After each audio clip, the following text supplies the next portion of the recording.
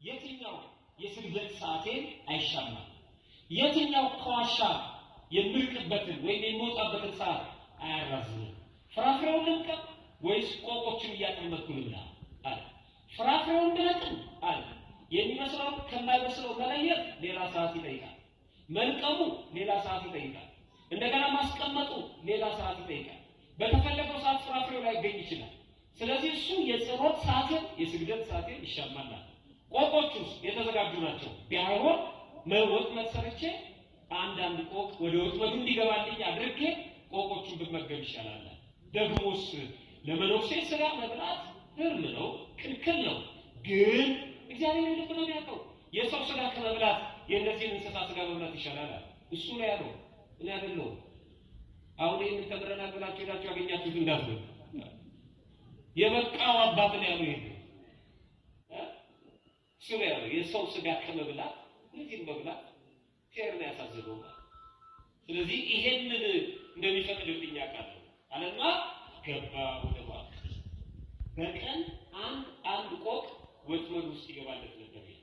ያንን ያወጣና ከተግባረ ነፍሱ በኋላ መመገብ በሚያስፈልገው ሰዓት አዘጋጅቶ ያችን ጥቂት ተመግቦ ተግባረ ነፍሱ ይከተላል። እንዲህ ያደረገ ብዙ ዓመት በዛ በረሃ ብቻውን ኖረ ይላል።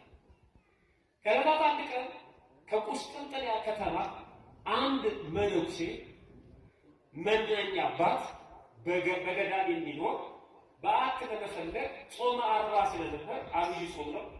በአብይ ጾም መነኮሳት እንዲህ በማህበር ከሚኖሩበት ገዳም ይወጡና ለብቻቸው ሱባኤ የሚይዙበት ዋሻ ይፈልጋሉ። በየበረሃ የብዙ ቅዱሳን ታሪክ የተጻፈው በነገራችን ላይ በዚህ ይወት እነ ዞሲማስ በአብይ ጾም ዋሻ ለመፈለግ ሲሄድ ነው ማርያም ግብፃዊትን ያገኛትና ያን የመሰለ የማርያም ግብፃዊትን ታሪክ ያነበበ።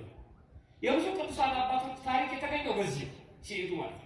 እና ይሄ መነኩሴ ከቁስጥንጥንያ ከተማ መጥቶ የአብይ ጾም ከመድረሱ በፊት ዋሻ ለመፈለግ እዛ በረሃ ላይ ደረሰ።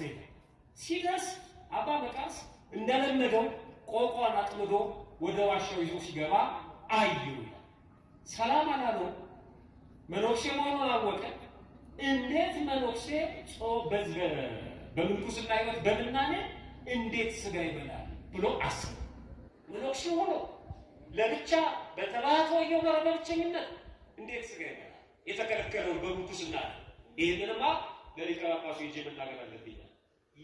ሊፈልግ የመጣውን ዋሻ ትቶት ተመልሶ ወደ ቁስጥንጥንያ ለወሬ እኮ ለማሳጣት ምን ይላሉ ኢትዮጵያውያን? በቀስት የተወጋ